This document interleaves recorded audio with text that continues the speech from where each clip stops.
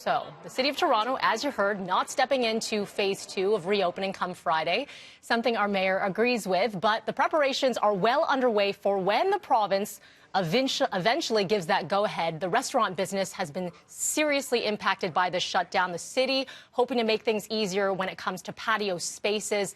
There's a lot to discuss here. We're going to bring in Mayor John Tory, who joins us via Skype again this morning. Good morning to you, Mayor.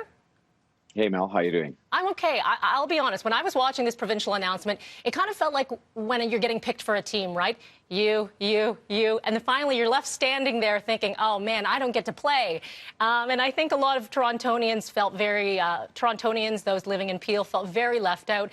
But it's something that you say extra precautions need to be taken here. I understand that. Do you think that we are stepping into stage 2 very soon, though? Yes, I do. And I think that, as you said, we have been taking the steps to allow businesses to be prepared. So we've got extensive guidelines out to the hair salons and the nail salons and the restaurants and the bars so that when the day comes, they're ready right away to move. We've said on some things like these extra patios we're going to permit that we will get those turned around right away so that people won't have to wait around for weeks applying for permits and doing red tape paperwork. But the bottom line has to be this. And I was out on the Danforth on the weekend, and I listened to some tales of tragedy in the context of businesses that have been around for 20 years that were right on the edge now. But the only thing that they said that would be worse for them than having a few extra days where we have to wait to get the health numbers right would be if we got it wrong and they had to close down again, say, in September because we messed it up. And so I think that people understand, as much as they're frustrated and as much as they have been very patient and very cooperative, they understand that the right thing to do is to open up when things are right, not because it says there's a certain date on the calendar or because some other place did it that has better numbers. Our numbers are getting better, but they need to get a little better yet before we can open up. When we look at those numbers, dissect those numbers, Dr. Eileen de Villa was saying yesterday, looking at that 14-day downward trend, it looks like we're pretty much there. So let's, aside of the numbers, is the city ready logistically to get things going? I believe so. I mean, we've been dealing with other things that I think are going to come a little later on when thousands of people start coming to work downtown in the office towers and so on, in terms of how to cope with the transit aspects of that and things like that. But I think in terms of the sort of safety requirements that we're going to ask of restaurateurs and bars and having the patios ready and dealing with different things that have to do with the pedestrian safety and all those kinds of things you've been hearing about, yes, we are. And I think that we've seen it as our job to get ready so when the day comes that the province can lift the order, that people can get back in business with dispatch, because it's a short season for things like patios, and that applies to the restaurants and bars. But, you know, most of all, what we've been trying to focus on is, yes, being ready, but most of all, making sure we're ready in a way that can keep people safe, because no one is going to thank us for 3 extra days or 5 extra days of shops being open and so on if 6 weeks, 8 weeks, 10 weeks from now, we have some huge uptick again and we have to start closing things down. That is a nightmare that we're all trying to avoid, and that's what this extra few days, I think, is going to help us to avoid.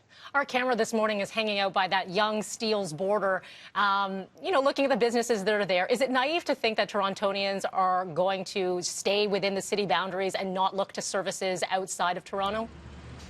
Well, my guess is that a lot of people who live in the northern boundaries go to Markham or Thornhill or go to Vaughan to get their hair cut or to shop or do things like that anyway. I mean, the borders are sometimes, meaningless except to people that have to worry about government services or whatever. So people will do what they're going to do. I don't think they will go in thousands. I don't think you're going to see traffic jams heading north or east today to get stuff done. And I think people also understand, that a few days invested now to make sure we have the health in a situation where it needs to be will pay positive dividends later for the very same businesses and for the very same people who want to get back to a normal life.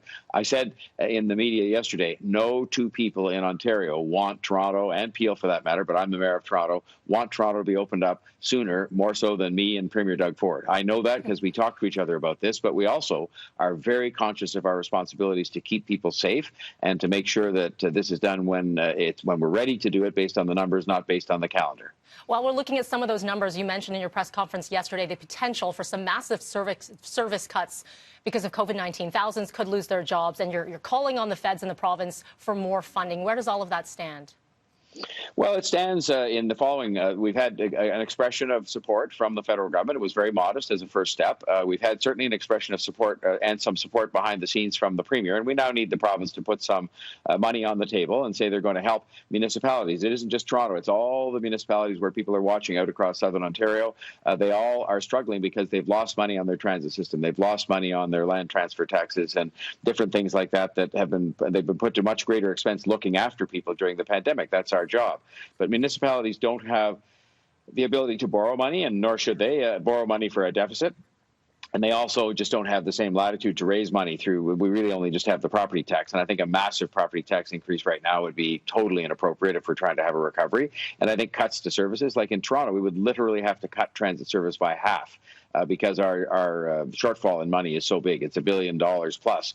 So I just don't think those things are advisable right now. And the province and federal government do have the means to help us.